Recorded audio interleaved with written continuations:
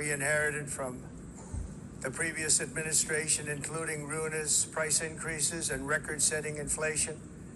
Inflation like we've never had before. Under my leadership, energy costs are down, gasoline prices are down, grocery prices are down, mortgage rates are down, and inflation has been defeated. The only thing that's up is the stock market, which just hit a record high. In fact, it hit a record high 48 times in the last short period of time. Growth is surging, manufacturing is booming. The stock market, as I said, is doing better than it's ever done. And all of you in this room benefit by that, almost everybody. And importantly, workers' wages are rising at the fastest pace in more than 60 years. And that's what it's all about, isn't it? In 4 years of President Biden, we had less than $1 trillion of new investment into the United States. In just 8 months since I took office, we have secured commitments and money already paid for $17 trillion. Think of it, 4 years, less than $1 trillion, 8 months, much more than $17 trillion is being invested in the United States. And it's now pouring in from all parts of the world. We've implemented the largest tax cuts in American history and the largest regulation cuts in American history, making this once and again the best country on earth to do business.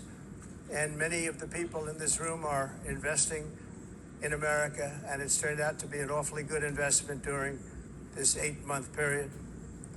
In my first term, I built the greatest economy in the history of the world. We had the best economy ever, history of the world. And I'm doing the same thing again, but this time it's actually much bigger and even better. The numbers far surpass my record-setting first term. On our southern border, we have successfully repelled a colossal invasion. And for the last 4 months, and that's 4 months in a row, the number of illegal aliens admitted and entering our country has been 0. Hard to believe, because if you look back just a year ago, it was millions and millions of people pouring in from all over the world, from prisons, from mental institutions, drug dealers. All over the world they came. They just poured into our country with the ridiculous open border policy of the Biden administration. Our message is very simple. If you come illegally into the United States, you're going to jail, or you're going back to where you came from, or perhaps even further than that. You know what that means. I want to thank the country of El Salvador for the successful and professional job they've done in receiving and jailing so many criminals that entered our country. And it was under the previous administration that the number became record-setting, and they're all being taken out. You have no choice. And other countries have no choice, because other countries are in the exact same situation with immigration.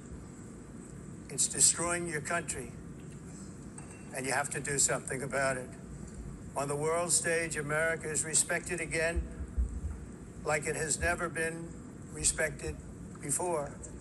You think about 2 years ago, 3 years ago, 4 years ago, or 1 year ago, we were a laughingstock all over the world.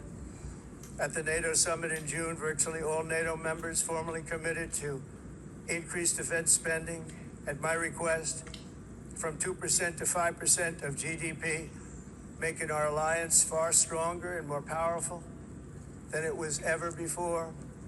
In May, I traveled to the Middle East to visit my friends and rebuild our partnerships in the Gulf and those valued relationships with Saudi Arabia, Qatar, and the UAE, and other countries are now, I believe, closer than ever before. My administration has negotiated one historic trade deal after another, including with the United Kingdom, the European Union, Japan, South Korea, Vietnam, Indonesia, the Philippines, Malaysia, and many, many others. Likewise, in a period of just 7 months, I have ended 7 unendable wars. They said they were unendable. You're never going to get them solved. Some were going for 31 years, 2 of them, 31, think of it, 31 years. One was 36 years. One was 28 years. I ended 7 wars.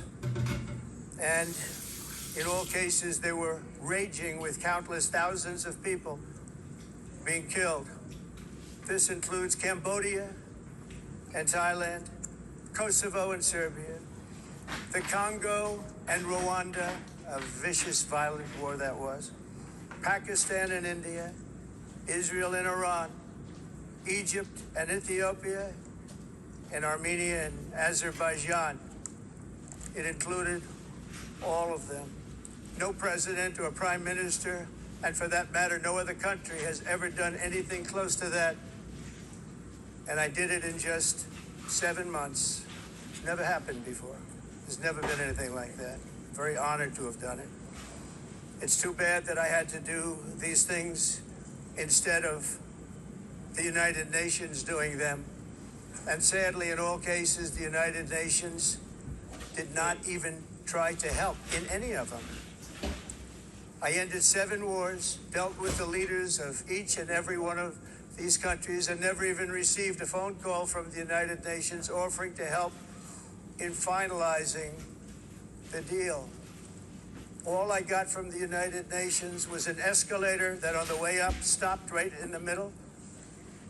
If the First Lady wasn't in great shape, she would have fallen. But she's in great shape. We're both in good shape. We both stood. And then a teleprompter that didn't work. These are the 2 things I got from the United Nations, a bad escalator and a bad teleprompter. Thank you very much. And by the way, it's working now. It just went on. Thank you. I think I should just do it the other way. It's easier. Thank you very much. I didn't think of it at the time because I was too busy working to save millions of lives. That is the saving and stopping of these wars. But later I realized that the United Nations wasn't there for us. They weren't there. I thought of it really after the fact, not during these negotiations, which were not easy. That being the case, what is the purpose of the United Nations? The UN has such tremendous potential. I've always said it. It has such tremendous, tremendous potential, but it's not even coming close to living up to that potential. For the most part, at least for now, all they seem to do is write a really strongly worded letter and then never follow that letter up. It's empty words, and empty words don't solve war. The only thing that solves war and wars is action. Now, after ending all of these wars and also earlier negotiating the Abraham Accords, which is a very big thing for which our country received no credit, never receives credit. Everyone says that I should get the Nobel Peace Prize for each one of these achievements. But for me, the real prize will be the sons and daughters who live to grow up with their mothers and fathers, because millions of people are no longer being killed in endless and unglorious wars. What I care about is not winning prizes, it's saving lives. We saved millions and millions of lives with the 7 wars. And we have others that we're working on, and you know that. Many years ago, a very successful real estate developer in New York, known as Donald J. Trump, I bid on the renovation and rebuilding of this very United Nations complex. I remember it so well. I said at the time that I would do it for $500 million, rebuilding everything. It'd be beautiful. I used to talk about, I'm going to give you marble floors. They're going to give you terrazzo. I'm going to give you the best of everything.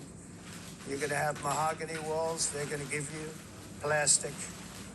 But they decided to go in another direction, which was much more expensive at the time, and which actually produced a far inferior product. And I realized that they did not know what they were doing when it came to construction, and that their building concepts were so wrong, and the product that they were proposing to build was so bad and so costly. It was going to cost them a fortune. And I said, and wait till you see the overruns. Well, I turned out to be right. They had massive cost overruns and spent between $2 and $4 billion on the building and did not even get the marble floors that I promised them. You walk on terrazzo, do you notice that? As far as I'm concerned, frankly, looking at the building and getting stuck on the escalator, they still haven't finished the job. They still haven't finished. That was years ago. The project was so corrupt that Congress actually asked me to testify before them on the tremendous waste of money, because it turned out that they had no idea what it was, but they knew it was anywhere between $2 and $4 billion as opposed to $500 million with a guarantee. But they had no idea, and I said it cost much more than $5 billion. Unfortunately, many things in the United Nations are happening just like that, but on an even much bigger scale, much, much bigger. Very sad to see. Whether the UN can manage to play a productive role, I've come here today to offer the hand of American leadership and friendship to any nation in this assembly that is willing to join us in forging a safer, more prosperous world. And it's a world that we'll be much happier with. A dramatically better future is within our reach. But to get there, we must reject the failed approaches of the past and work together to confront some of the greatest threats in history. There is no more serious danger to our planet today than the most powerful and destructive weapons ever devised by man, of which the United States, as you know, has many. Just as I did in my first term, I've made containing these threats a top priority, starting with the nation of Iran. My position is very simple. The world's #1 sponsor of terror can never be allowed to possess the most dangerous weapon. That's why shortly after taking office, I sent the so-called Supreme Leader a letter making a generous offer. I extended a pledge of full cooperation in exchange for a suspension of Iran's nuclear program. The regime's answer was to continue their constant threats to their neighbors and U.S. interests throughout the region, and some great countries that are right nearby. Today, many of Iran's former military commanders, in fact, I can say almost all of them, are no longer with us. They're dead.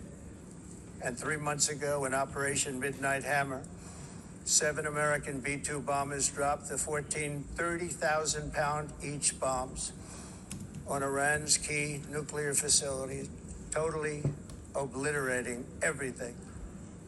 No other country on earth could have done what we did. No other country has the equipment to do what we did. We have the greatest weapons on earth. We hate to use them. But we did something that for 22 years people wanted to do.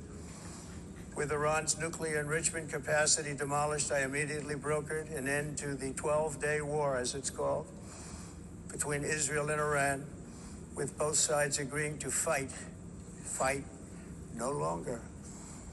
As everyone knows, I have also been deeply engaged in seeking a ceasefire in Gaza. Have to get that done. Have to get it done. Unfortunately, Hamas has repeatedly rejected reasonable offers to make peace. We can't forget October 7th, can we? Now, as if to encourage continued conflict, some of this body is seeking to unilaterally recognize a Palestinian state. The rewards would be too great for Hamas terrorists for their atrocities. This would be a reward for these horrible atrocities, including October 7th, even while they refuse to release the hostages or accept a ceasefire. Instead of giving to Hamas and giving so much, because they've taken so much, they have taken so much. This could have been solved so long ago.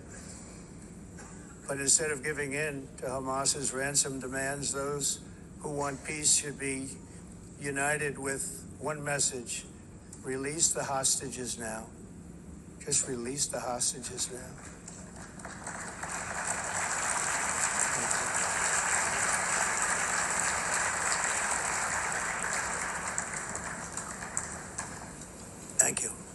as we have got to come together, and we will come together, get it done.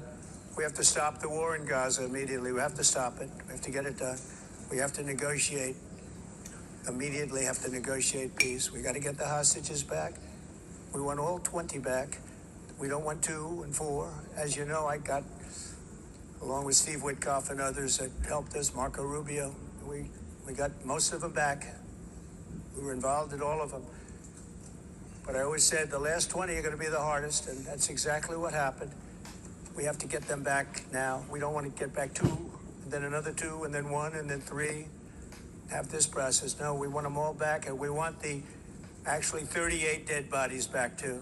Those parents came to me and they want them back, and they want them back very quickly and very badly, as though they were alive. They want them. They want them every bit as much as if their son or daughter were alive. I've also been working relentlessly, stopping the killing in Ukraine. I thought that would be, of the 7 wars that I stopped, I thought that would be the easiest because of my relationship with President Putin, which had always been a good one. I thought that was going to be the easiest one. But you know, in war, you never know what's going to happen. There are always lots of surprises, both good and bad. Everyone thought Russia would win this war in 3 days, but it didn't work out that way. It was supposed to be just a quick little skirmish. It's not making Russia look good. It's making them look bad. No matter what happens from here on out, this was something that should have taken a matter of days, certainly less than a week. And they've been fighting for 3.5 years and killing anywhere from 5,000 to 7,000 young soldiers, mostly soldiers, on both sides, every single week, from 5,000 to 7,000 dead young people, and some in cities, much smaller numbers, where rockets are shot, where drones are dropped. This war would never have started if I were president. This was a war that should have never happened. It shows you what leadership is, what bad leadership can do to a country. Look what happened to the United States, and look where we are right now in just a short period of time. The only question now is how many more lives will be needlessly lost on both sides. China and India are the primary funders of the ongoing war by continuing to purchase Russian oil. But inexcusably, even NATO countries have not cut off much Russian energy and Russian energy products, which, as you know, I found out about 2 weeks ago, and I wasn't happy. Think of it. They're funding the war against themselves. Who the hell ever heard of that one? In the event that Russia is not ready to make a deal to end the war, then the United States is fully prepared to impose a very strong round of powerful tariffs, which would stop the bloodshed, I believe, very quickly. But for those tariffs to be effective, European nations, all of you are gathered here right now, would have to join us in adopting the exact same measures. I mean, you're much closer to this. We have an ocean in between. You're right there. And Europe has to step it up. They can't be doing what they're doing. They're buying oil and gas from Russia while they're fighting Russia. It's embarrassing to them. And it was very embarrassing to them when I found out about it, I can tell you that. They have to immediately cease all energy purchases from Russia. Otherwise, we're all wasting a lot of time. So I'm ready to discuss this. We're going to discuss it today with the European nations, all gathered here. I'm sure they're thrilled to hear me speak about it, but that's the way it is. I like to speak my mind and speak the truth. As we seek to reduce the threat of dangerous weapons today, I'm also calling on every nation to join us in ending the development of biological weapons once and for all. And biological is terrible, and nuclear is even beyond, and we include nuclear in that. We want to have a cessation of the development of nuclear weapons. We know, and I get to view it all the time. Sir, would you like to see? And I look at weapons that are so powerful that we just can't ever use them. If we ever use them, the world literally might come to an end. There would be no United Nations to be talking about. There would be no nothing. Just a few years ago, reckless experiments overseas gave us a devastating global pandemic. Yet despite that worldwide catastrophe, many countries are continuing extremely risky research into bioweapons and man-made pathogens. This is unbelievably dangerous. To prevent potential disasters, I'm announcing today that my administration will lead an international effort to enforce Biological Weapons Convention, which is going to be meeting with the top leaders of the world by pioneering an AI verification system that everyone can trust. Hopefully the UN can play a constructive role, and it will also be one of the early projects under AI. Let's see how good it is, because a lot of people are saying it could be one of the great things ever, but it also can be dangerous, but it can be put to tremendous use and tremendous good, and this would be an example of that.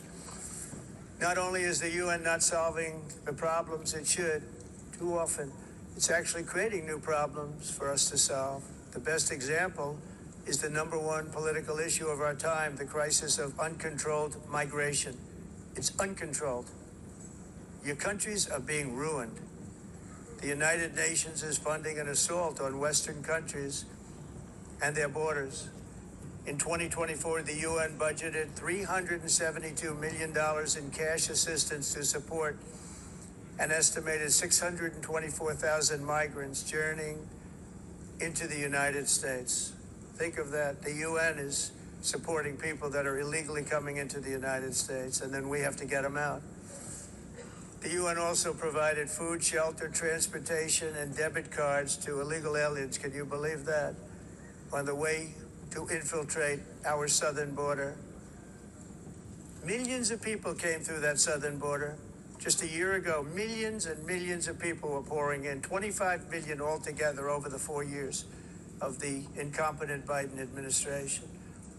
And now we have it stopped, totally stopped. In fact, they're not even coming anymore because they know they can't get through. But what took place is totally unacceptable. The UN is supposed to stop invasions, not create them and not finance them. In the United States, we reject the idea that mass numbers of people from foreign lands can be permitted to travel halfway around the world, trample our borders, violate our sovereignty, cause unmitigated crime, and deplete our social safety net. We have reasserted that America belongs to the American people, and I encourage all countries to take their own stand in defense of their citizens as well. You have to do that because I see it. I'm not mentioning names. I see it, and I can call every single one of them out. You're destroying your countries. They're being destroyed. Europe is in serious trouble. They've been invaded by a force of illegal aliens like nobody's ever seen before. Illegal aliens are pouring into Europe. Nobody is ever, and nobody's doing anything to change it, to get them out. It's not sustainable. And because they choose to be politically correct, they're doing just absolutely nothing about it.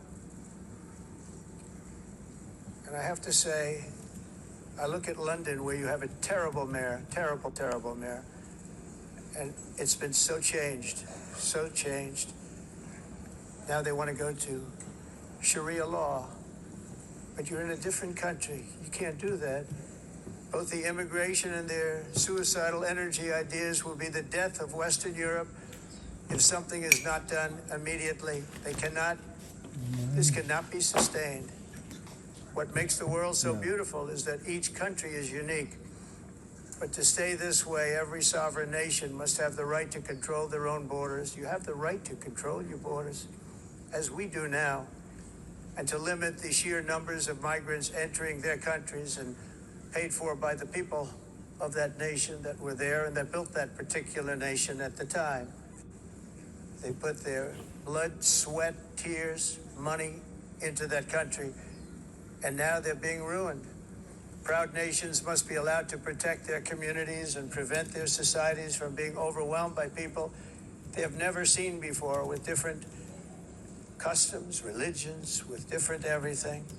Where migrants have violated laws, large false asylum claims or claimed refugee status for illegitimate reasons, they should, in many cases, be immediately sent home. And while we will always have a big heart for places and people that are struggling and truly compassionate, answers will be given. We have to solve the problem, and we have to solve it in their countries, not create new problems in our countries. And we are very helpful to a lot of countries that are just not able to send their people anymore.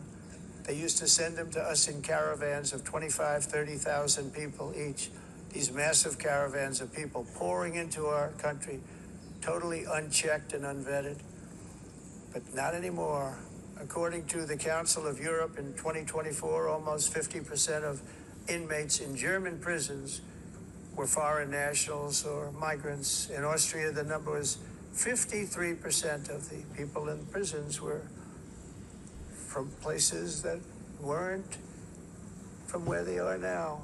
In Greece, the number was 54%, and in Switzerland, beautiful Switzerland, 72% of the people in prisons are from outside of Switzerland.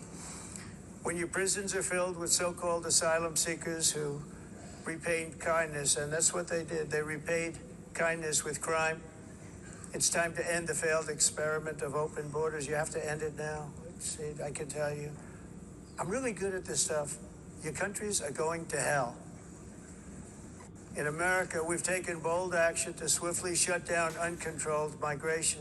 Once we started detaining and deporting everyone who crossed the border and removing illegal aliens from the United States, they simply stopped coming. They're not coming anymore. We're getting a lot of credit, but they're not coming anymore. This was a humanitarian act for all involved, because on the trips up, thousands of people a week were dying. Women were being raped. Nobody's ever seen anything like it. Raped, horribly beaten, raped.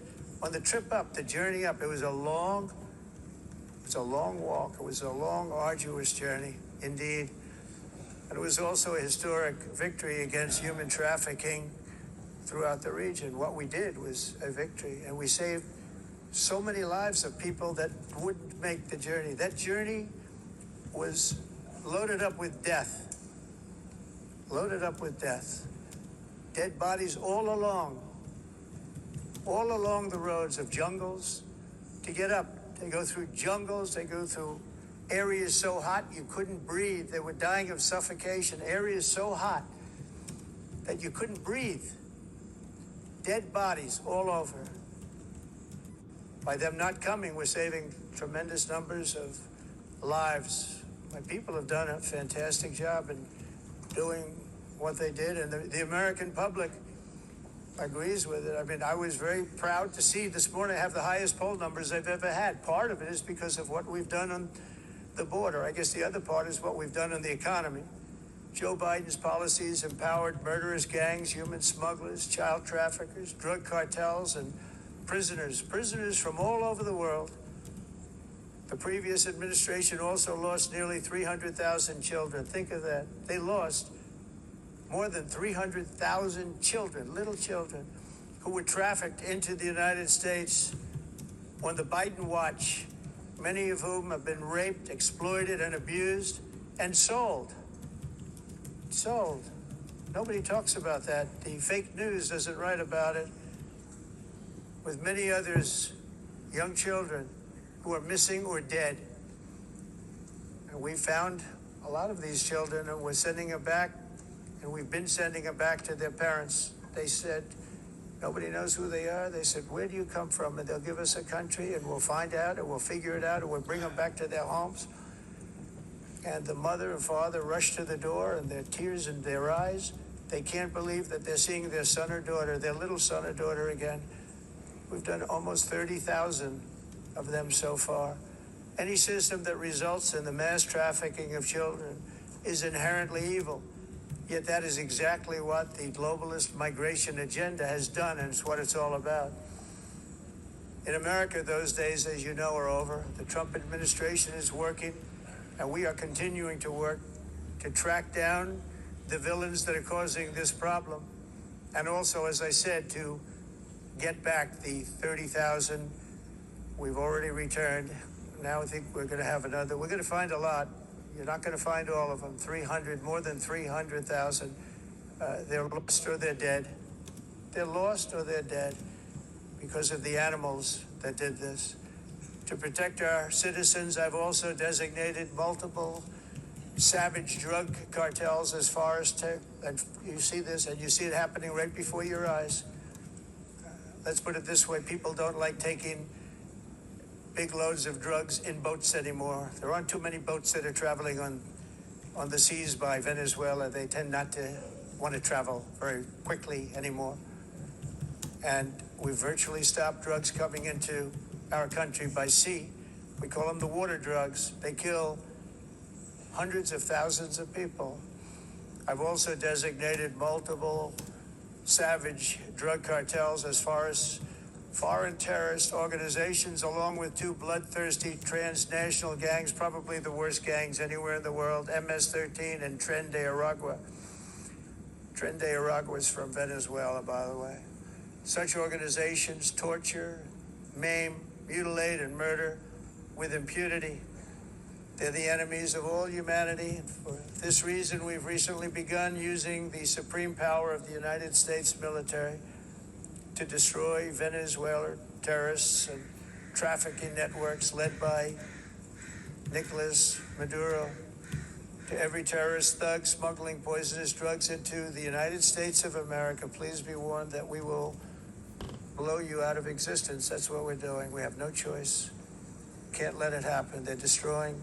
I believe we lost 300,000 people last year to drugs, 300,000. Fentanyl and other drugs. Each boat that we sink carries drugs that would kill more than 25,000 Americans. We will not let that happen. Energy is another area where the United States is now thriving like never before. We're getting rid of the falsely named renewables. By the way, they're a joke. They don't work. They're too expensive. They're not strong enough to fire up the plants that you need to make your country great. The wind doesn't blow. Those big windmills are so pathetic and so bad, so expensive to operate. And they have to be rebuilt all the time, and they start to rust and rot. Most expensive energy ever conceived, and it's actually energy. You're supposed to make money with energy, not lose money. You lose money, the governments have to subsidize. You can't put them out without massive subsidies.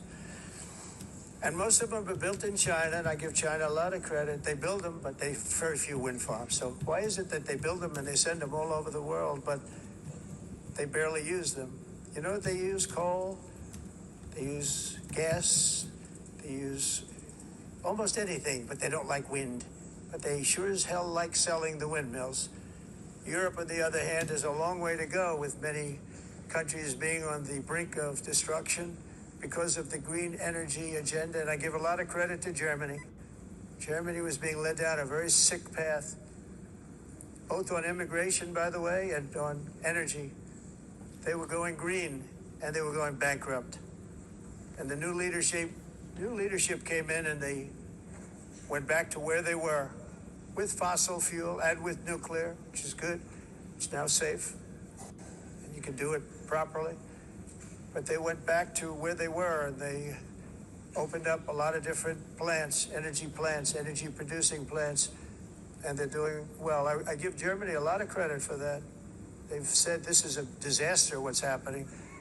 They were going all green. All green is all bankrupt. That's what it represents. And it's not politically correct. I'll be very badly criticized for saying it, but I'm here to tell the truth. I don't care. It doesn't matter to me. I'm in New York City. I'm feeling a lot safer. Crime, we're getting crime down. And by the way, speaking of crime, Washington, D.C. was the crime capital of America.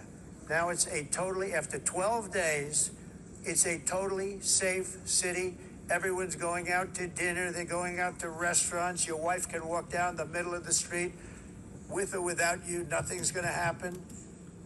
My people have done a fantastic job. And yes, I called in the National Guard, and the National Guard took care of business. And they weren't politically correct, but they took care of business. We got 1,700 career criminals out, brought them back to where they came from, the countries where they came from, or put them in jails. Washington, D.C. is now a totally safe city again, and I welcome you to come. In fact, we'll have dinner together at a local restaurant, and we'll be able to walk. We don't have to go by an armor-plated vehicle. We'll walk right over there from the White House. They've given up their powerful edge, a lot of the countries that we're talking about, in oil and gas, such as essentially closing the great North Sea oil. Oh, the North Sea, I know it so well. Aberdeen was the oil capital of Europe, and there's tremendous oil that hasn't been found in the North Sea. Tremendous oil. And I was with the Prime Minister I respect and like a lot, and I said, you're sitting with the greatest asset. They essentially closed it by making it so highly taxed that no developer, no oil company can go there. They have tremendous oil left, and more importantly, they have tremendous oil that hasn't even been found yet. And what a tremendous asset for the United Kingdom. And I hope the Prime Minister is listening, because I told it to him 3 days in a row. That's all he heard. North Sea oil, North Sea, because I want to see them do well. I want to stop seeing them ruining that beautiful Scottish and English countryside with windmills and massive solar panels that go 7 miles by 7 miles, taking away farmland. But we're not letting this happen in America. In 1982, the executive director of the United Nations Environmental Program predicted that by the year 2000, climate change would cause a global catastrophe. He said that